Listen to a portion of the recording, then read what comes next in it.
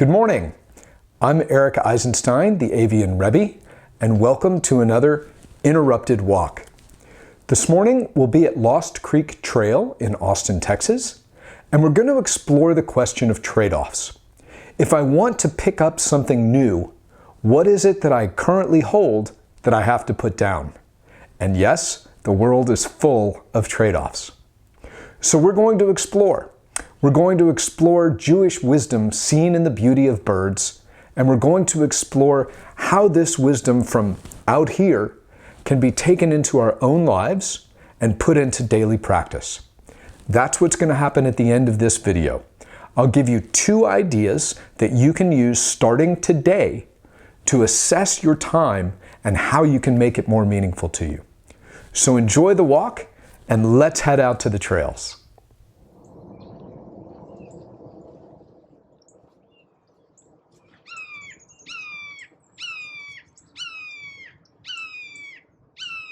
Well, there's the red-shouldered hawk. It's not much of a photo, but at least it shows the bird. That's a start. I know where I am.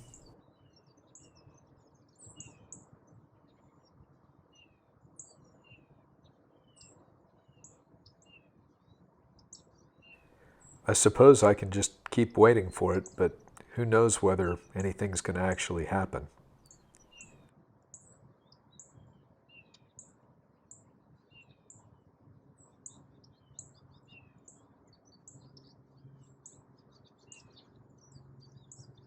I can't spend all my light here.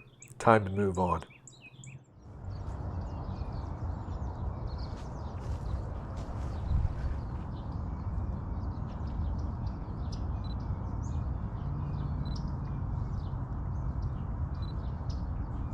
Coming down to this creek was exactly what I should have done.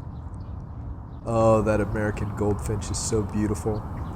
And the way it just sits there dipping back and forth between the branch and the creek, going down for a little drink. That's exactly why I come down to these little tributaries where the water is slow and there's lots and lots of brush where the birds can hide. That's perfect. One of the big challenges for wildlife photographers is the old adage, daylight's wasting. If I spend my time here trying to get just the right photo of this particular bird, I'm spending daylight. And I don't know that I'm going to have such good light for something else. I could stand here all morning trying to get just the shot that I want of this red-shouldered hawk, and he may just sit there. He may do nothing. It may be the kind of thing where I lose all of my light. And if I do, I'll have held on to one thing, this hawk, and not put it down, not gone on to find something else. It's a tough thing.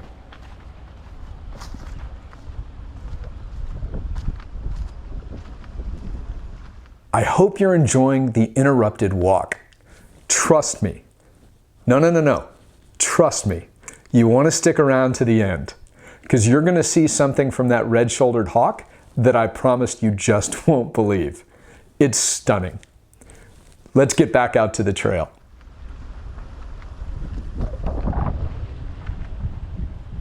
I've been walking the trail for a while now, and I've seen some nice things, but I gotta confess, I'm still questioning if I made the right decision about leaving that hawk at the very beginning of the trail. It's a tough one. It's always a tough one, and you're always subject to that second guessing, because you never know what's gonna be around the next bend. That's the challenge that we all face in so many aspects of our lives. But I'm hopeful.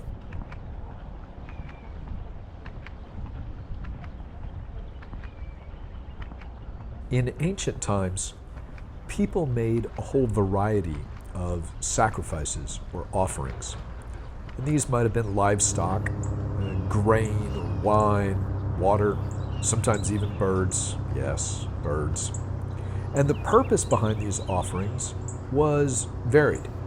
There were certain offerings that were made in atonement for sin. There were others that were intended to absolve a person of ritual impurity. And then, of course, there were free will offerings, or thanks offerings, Something has gone very well in my life, and I simply want to make a donation, essentially, to say thank you. But at root, all of them have something in common, which is they were in exchange. I am giving this, a bull, a ram, an offering of grain, in exchange for something else, which could be anything from forgiveness, or a cleansing, or just an acknowledgement of thanks. And this exchange is very, very interesting, because even in ancient times, there was a question about what do I give in order to get something else? And particularly where this becomes really, really interesting is the notion that the better you are, the more challenging your offering actually is. So for example, richer people were required to give more valuable or more expensive offerings than poor people. At some level, this is pretty easy to understand. It certainly couldn't be the case that a poor person who simply didn't have access to necessary resources would be required to make a donation, an offering, a sacrifice at the same level as a wealthy person. That makes perfect sense. In modern times and in a modern context, it's actually similar, but perhaps even more challenging. Think about it this way. Assume for the sake of argument that you're looking at two different activities. So I'm a painter, and I'd like to become a writer. But I'm a terrible painter, so it's really not that hard for me to give up painting and take that time and use it to become a writer. Now assume that I'm an excellent painter, a really good painter, and I still want to become a writer. So for me, in that context, to give up something at which I excel, something where I have expertise, in exchange for the opportunity to develop a new skill, well, that's really, really challenging.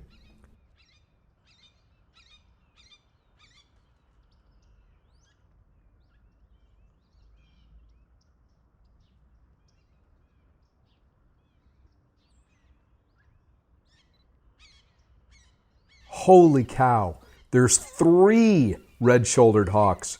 No wonder I've been seeing them everywhere. I thought it was the same one. There's 3 of them. Oh my God, look at those 2. Holy, okay.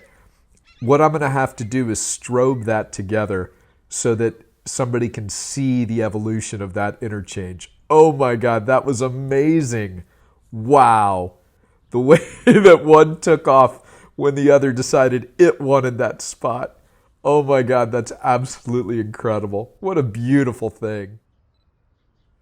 Thank you for coming with me on this morning's Interrupted Walk. I hope it was meaningful for you.